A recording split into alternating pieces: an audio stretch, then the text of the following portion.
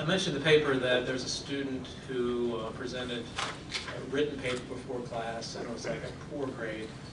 And then he did an oral presentation. It was one of the best in class.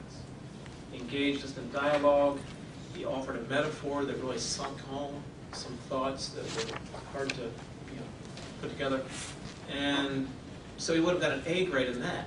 So I started to realize, what are we doing to students here? Are we evaluating whether they're learning and being transformed, or are we evaluating how well they're adapting to print methods of assessment?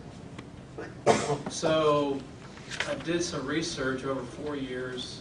These are seminary students from around the world, over 200 students, and I found that over 50% are oral learners, largely secondary oral learners. So think of the context. I mean, they've all gone through undergrad, 4 years, and they're at accredited seminary.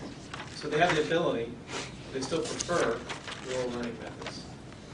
So I started to realize I better adjust and give some room, because unfortunately what can happen, and I've seen this happen before, students will get frustrated after a while, and they maybe think, maybe I'm pretty stupid, maybe I'm not that good after all, and they may give up, and they drop out. And one student told me that. He said, I did a presentation on oral learning, and he said, for the first time, I'm going to go back to school now, because I had a calling as a teacher, but when I was in class, I kept getting bad grades. I knew all the information, but I couldn't write it in the way that they would get it. And he said, now I realize I'm an oral learner.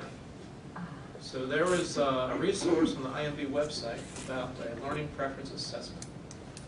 And I've used that to give like a score for students, to see how far they are on this continuum. It's not just oral or print, but there's a whole range of continuum there. And trying to make some adjustments in class so that people who are oral learners have an opportunity to shine, and really to convey whether they're learning and being transformed.